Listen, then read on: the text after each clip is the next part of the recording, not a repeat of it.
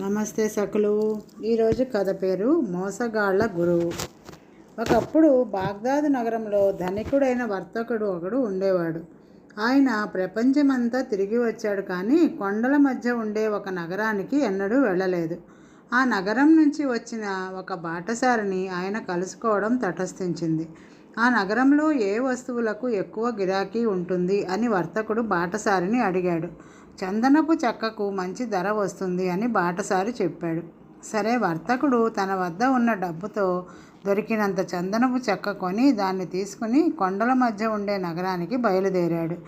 ఆయన నగరాన్ని చేరవస్తూ ఉండగా ఒక ముసలిది తన గొర్రెలను తోలుకు వస్తూ ఎదురుపడి ఆయన పరదేశీ వర్తకుడని తెలుసుకొని, జాగ్రత్త నాయనా, ఈ నగరంలో వాళ్ళు పచ్చి దొంగలు, పరదేశీయులను మహా మోసగిస్తారు అని హెచ్చరించి తన దారిన తాను వెళ్ళిపోయింది. వర్తకుడు నగర ద్వారం చేరేసరికి పూర్తిగా చీకటి పడింది. ద్వారం మూసేశారు. తెల్లవార్లు బయటనే గడిపి ఆయన మర్నాడు నగర ద్వారం దాటాడో లేదో ఒక మనిషి పలకరించి ప్రశ్నలు వేశాడు. మాది బాగ్దాదు. ఈ నగరంలో చందనపు చెక్కకు మంచి ధర ఉన్నదని విని ఆ సరుకు అమ్మకానికి తెచ్చాను అని వర్తకుడు చెప్పాడు. ఎవరా చెప్పినవాడు? మాకు చందనం కర్ర వంట చెరకుగా తప్ప పనికిరాదు. వంట చెరకును ఎవరైనా పెద్ద ధర పెడతారా అంటూ కొత్తవాడు తన దారిన తాను వెళ్ళాడు. ఈ మాట కూడా నిజమో అబద్ధమో వర్తకుడు తేల్చుకోలేకపోయాడు. ఆయన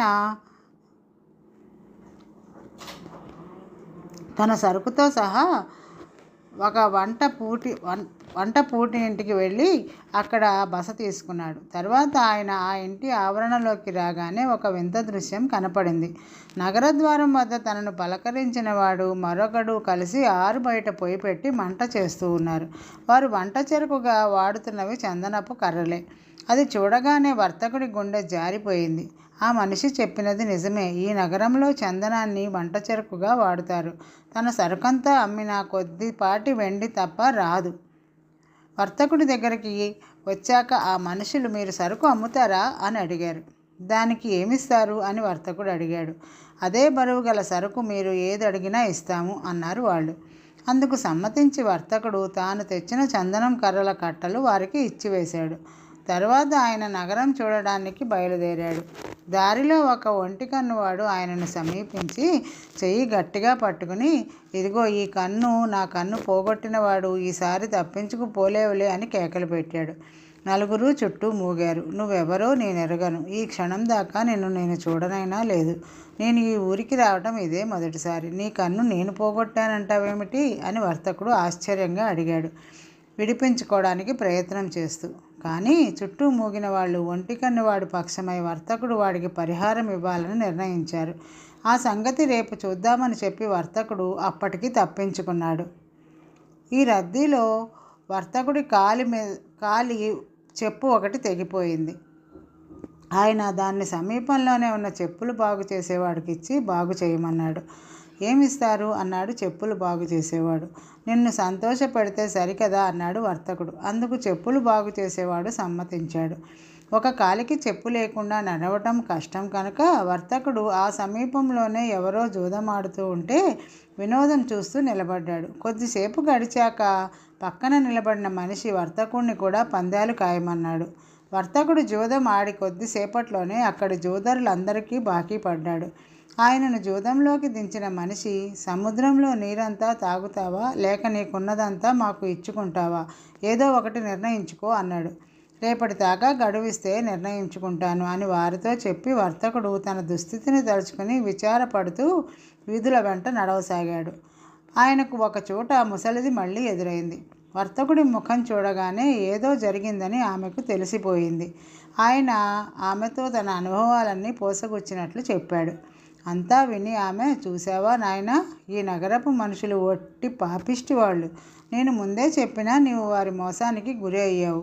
ఈ నగరంలో చందనపు కట్టకు 10 బంగారు మాడల ధర ఉన్నది. అయితే నీ దగ్గర ఉన్నదంతా చందనం అమ్మి అంతులేని బంగారం రావాల్సింది. అయింది ఏదో అయింది. ఇప్పుడైనా నేను చెప్పినట్లు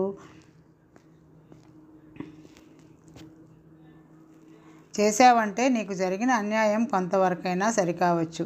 చీకటి పడే వేళకు నగరం ద్వారం వద్దకు వెళ్ళావంటే అక్కడ ఒక నిర్జన ప్రదేశంలో ఒక గుడ్డి సాధువు కనిపిస్తాడు. నిజానికి వాడు సాధువు కానే కాదు. వాడు ఈ నగరంలో ఉండే మోసగాళ్ళందరికీ గురువు. చీకటి పడ్డాక మోసగాళ్ళు వచ్చి వాడి దగ్గర సలహాలు పుచ్చుకుని తాము చేసిన మోసాలన్నీ వాడికి చెప్పి వెళతారు. నువ్వు రహస్యంగా వాళ్ళ సంభాషణ ఆలకిస్తే కొంత లభించవచ్చు నీకు అన్నది. ఇంకా చీకటి పడక మునిపే వర్తకుడు నగరద్వారం కేసి వెళ్ళాడు. ద్వారం వెలుపల ఒక గుడ్డి సాధువు ముసలిది చెప్పినట్లే ఒక రాతిని ఆనుకుని సమాధిలో ఉన్నట్లుగా కూర్చున్నాడు. వర్తకుడు చప్పుడు చేయకుండా వెళ్ళి ఆ రాతి వెనక దాగాడు. చీకటి పడగానే నగరంలోని మోసగాళ్ళు ఒక్కరొక్కరే భక్తుల్లాగా వచ్చి సాధువు ముందు కూర్చుని తాము చేసిన మోసాలు నివేదించసాగారు. వారిలో వర్తకుడిని మోసగించిన 4 ఉన్నారు. ఒక్కొక్కరు చేసిన మోసమే విన్నాక సాధువు వారి తెలివితేటలను విమర్శిస్తూ వచ్చాడు. ఆ విమర్శలన్నీ వర్తకుడు వింటున్నాడు. మోసగాళ్లలో ఒకడు, స్వామి, ఇవాళ ఒక పరదేశీ వర్తకుడి దగ్గర అతి చౌకగా చందనం కొన్నాను అన్నాడు. ఏ ధరకు కొన్నావు అని సాధువు అడిగాడు. చందనం బరువు గలది, వర్తకుడు ఏది అడిగినా ఇచ్చే షరతు మీద కొన్నాను అన్నాడు మోసగాడు. వర్తకుడికే లాభం అన్నాడు సాధువు. అదేమిటి స్వామి, ఆ వర్తకుడు చందనం ఎత్తు బంగారం అడిగినా నాకే లాభం కదా అన్నాడు మోసగాడు. అవును, కానీ వాడు ఆ చందనం ఎత్తు ఈగలనివ్వమని, అందులో సగం ఆడవి సగం మగవి ఉండాలని అంటే నీ గతి ఏమవుతుంది అన్నాడు సాధువు. మోసగాడు దిగులు పడి వెళ్ళిపోయాడు. తర్వాత ఒంటి కన్నువాడు ముందుకు వచ్చి, స్వామి, ఇవాళ ఒక పరదేశీ వర్తకుణ్ణి మోసగించాను. నా కన్ను ఇతనే పోగొట్టాడని ఫిర్యాదు చేశాను. నాకు ఆ మనిషి తన కన్నైనా ఇవ్వాలి లేదా తనకున్నదంతా ఇవ్వాలి అన్నాడు. నీవు మూర్ఖుడివి. ఆ వర్తకుడు నిన్ను సులువుగా టోపీ వేస్తాడు. నువ్వు చెప్పేది నిజమని రుజువు చేయడానికి నీ కన్నొకటి తన కన్నొకటి త్రాసులో వేసి తూచి సమంగా ఉంటే నీ మాట నమ్ముతానంటాడు అనుకో. నీ గత ఏమవుతుంది? నీకు 2వ కన్ను కూడా పోయి గుడ్డివాడు అవుతావు. అతనికి ఇంకా ఒక కన్ను మిగిలి ఉంటుంది అన్నాడు సాధువు. ఒంటి కన్నువాడు మండిపడుతూ వెళ్ళిపోయాడు. తర్వాత చెప్పులు కుట్టేవాడు సాధువుతో, స్వామి, ఒక పరదేశీ వాడు ఇవాళ నా చేత చెప్పు బాగు చేయించుకొని నన్ను సంతోషపెడతాను అన్నాడు. వాడి దగ్గర ఉన్నదంతా కాజేస్తాను అన్నాను. నీకు కొంచెం కూడా బుద్ధి లేదు. ఆ వర్తకుడు నీకు రాగి డబ్బు కూడా ఇవ్వడు. వాడు నీతో ఏమన్నాడు?